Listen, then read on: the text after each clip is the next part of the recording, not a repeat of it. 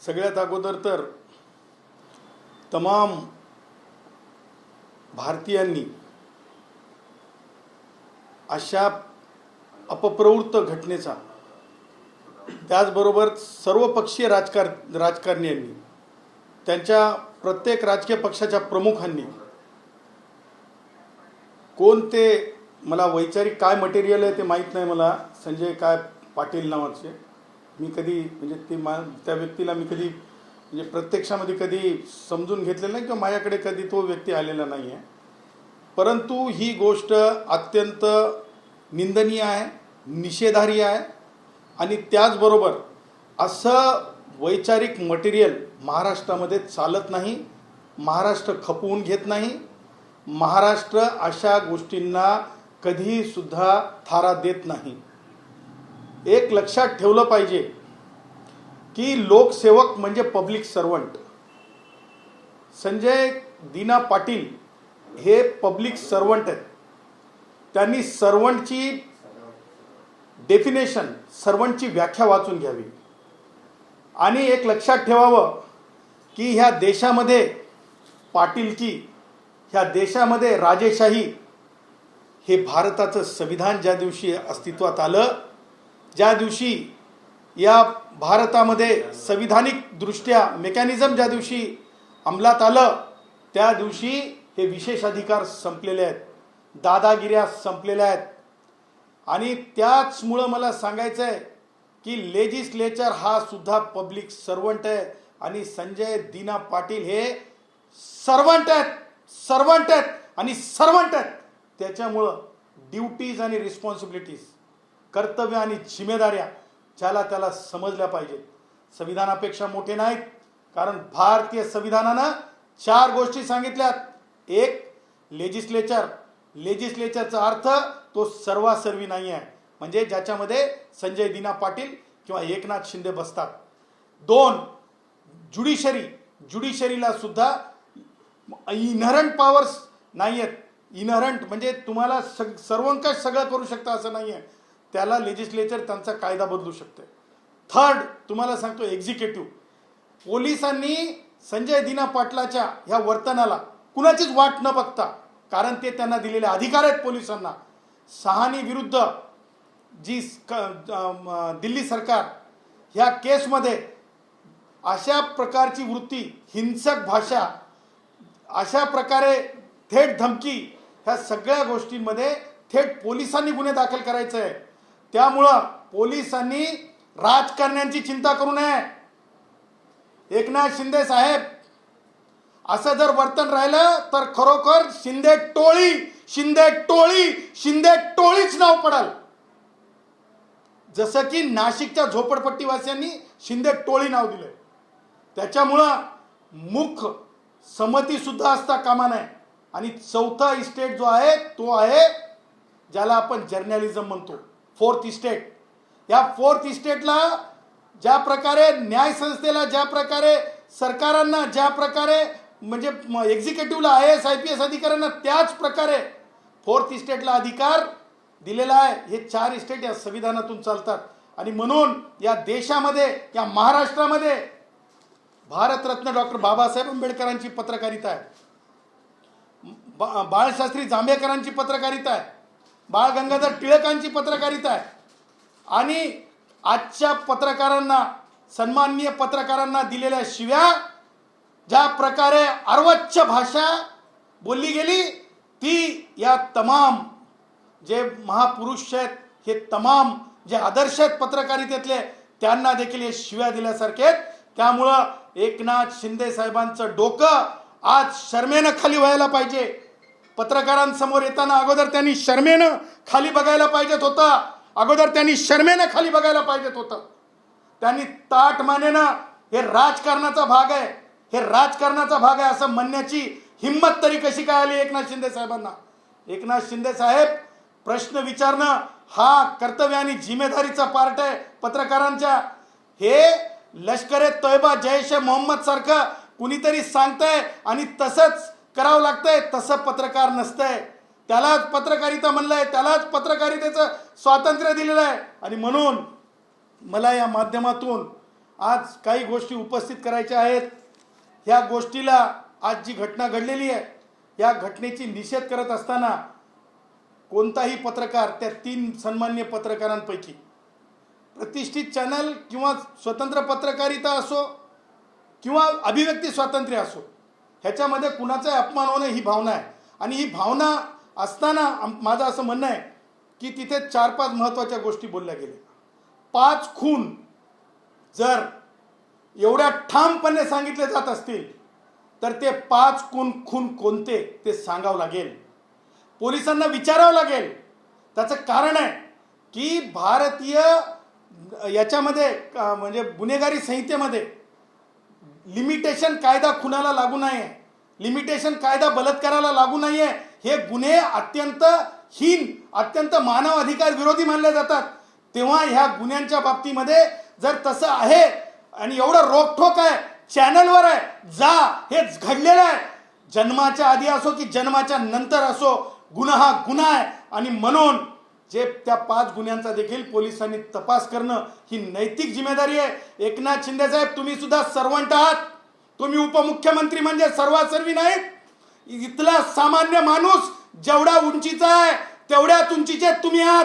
तुम्ही म्हणजे सब कुछ नाही आहेत. तुम्ही म्हणजे तुम्ही म्हणाल तसं होजीराव नाही आहे, हे लक्षात ठेवलं पाहिजे.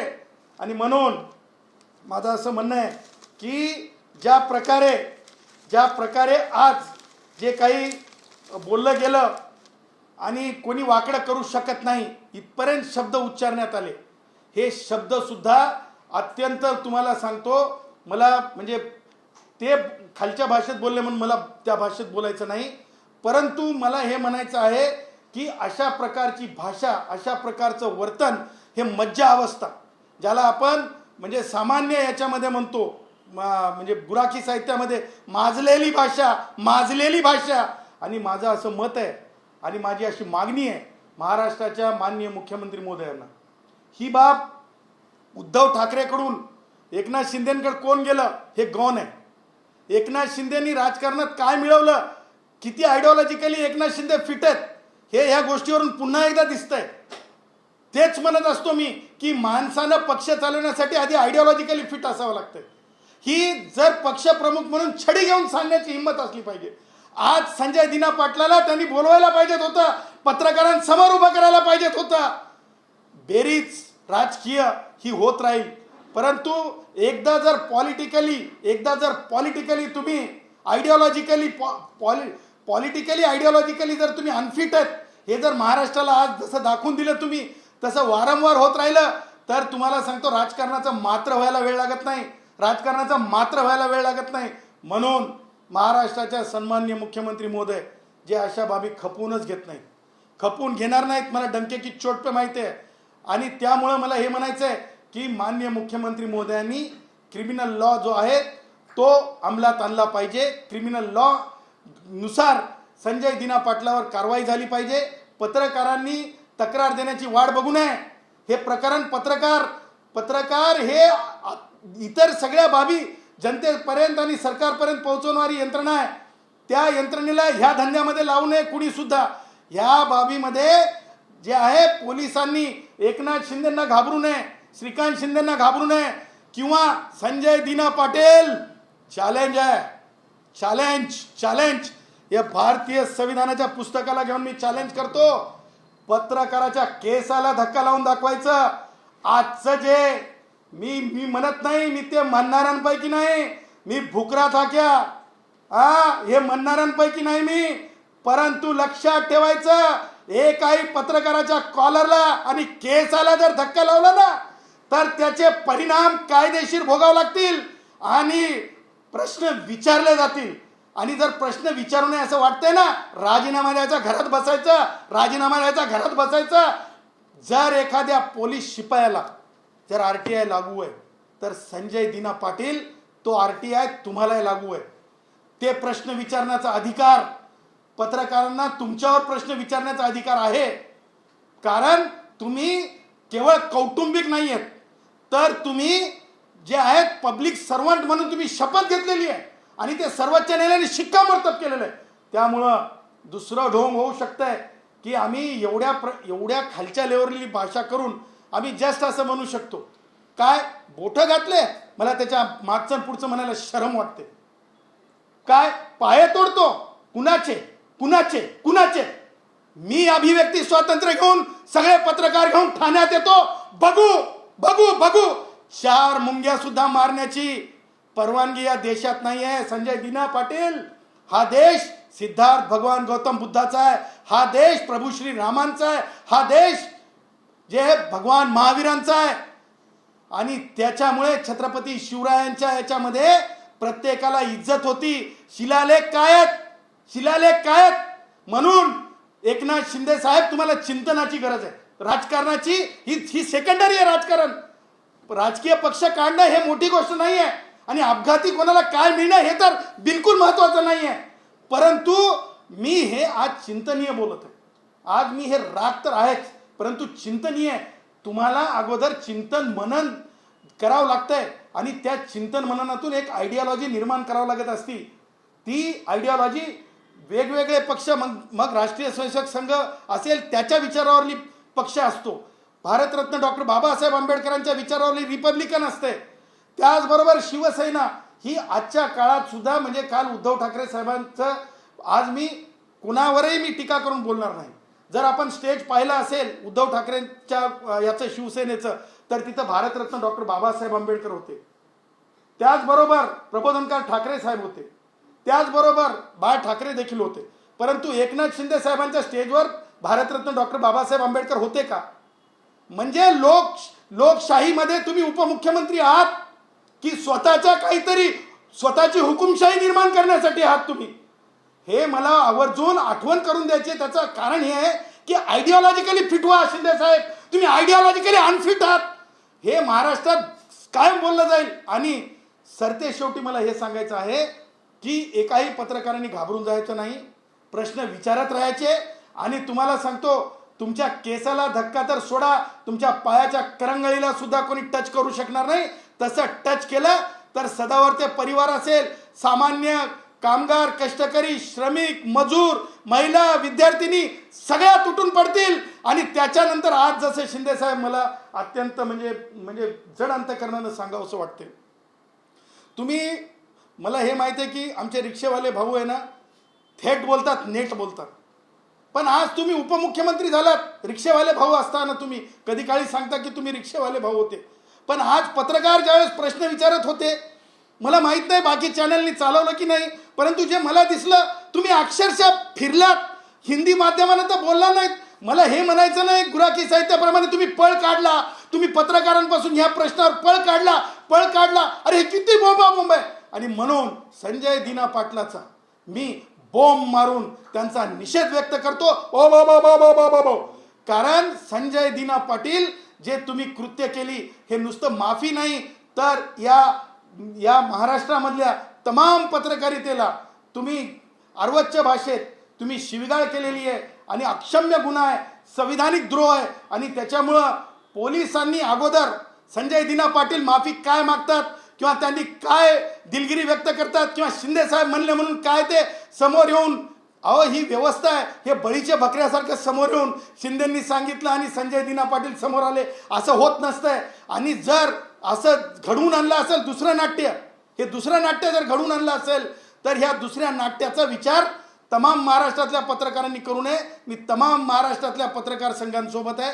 त्या माझं ज्या पत्रकारांसोबत शिवीगाळ झाली ती नुसती त्यांच्यासोबत झाली नाही. जसं मी म्हणालो की अपमान डॉक्टर बाबासाहेब आंबेडकरांच्या पत्रकारितेचा, बाळशास्त्री जांभेकरांच्या पत्रकारितेचा, बाळ गंगाधर टिळकांच्या पत्रकारितेचा आणि तमाम त्यांचे वंशज असलेल्या ह्या पत्रकारांचा झालेला आहे. आणि मी त्यांच्या ज्या पत्रकारांना जी शिवीगाळ केली त्यांच्यासोबत आहे, त्यांच्यासोबत लढण्यासाठी तयार आहे. उद्या जर पत्रकार उपोषणाला बसले तर एवढं सुद्धा करू, संजय दिना पाटलाच्या घरासमोर सुद्धा, घरासमोर म्हणण्यापेक्षा जे काही शासकीय कार्यालय असेल त्यांचं, त्या कार्यालयासमोर सुद्धा उपोषणाला बसलं पाहिजे.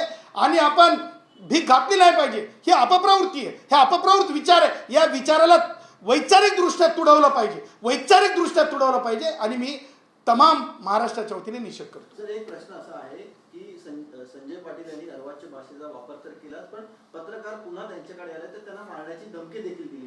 पोलिसांनी या प्रकरणी सुमोटो गुन्हा दाखल करायचा का, आणि जर गुन्हा दाखल नाही केला पोलिसांनी तर तुम्ही पोलीस स्टेशनला गुन्हा दाखल करण्याची मागणी करणार का?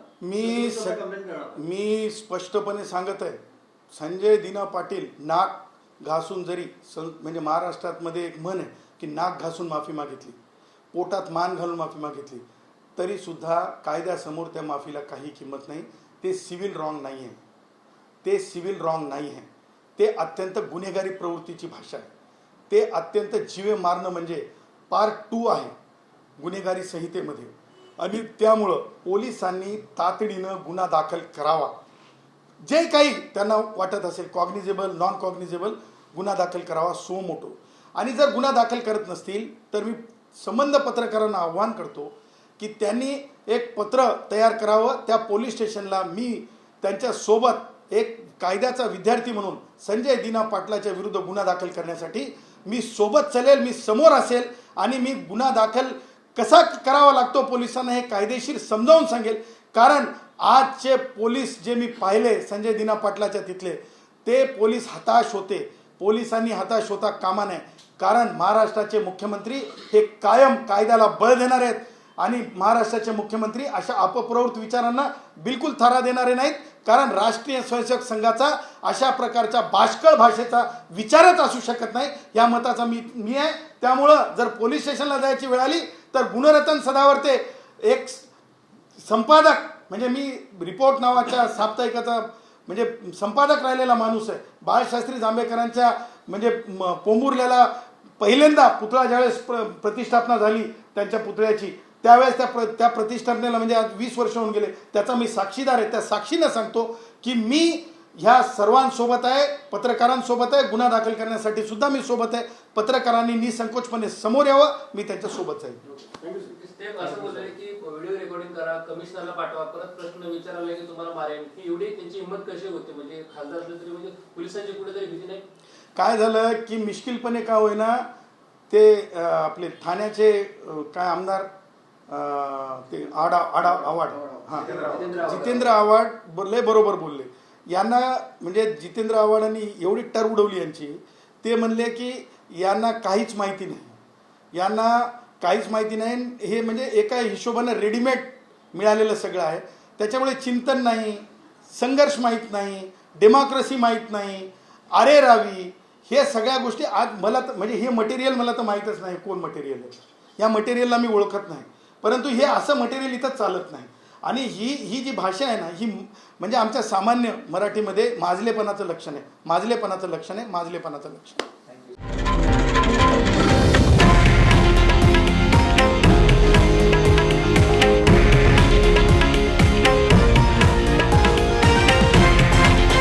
हे आहे देशातील नंबर 1 न्यूज नेटवर्क आणि आपण पाहत आहात TV9 मराठी, एकमेव.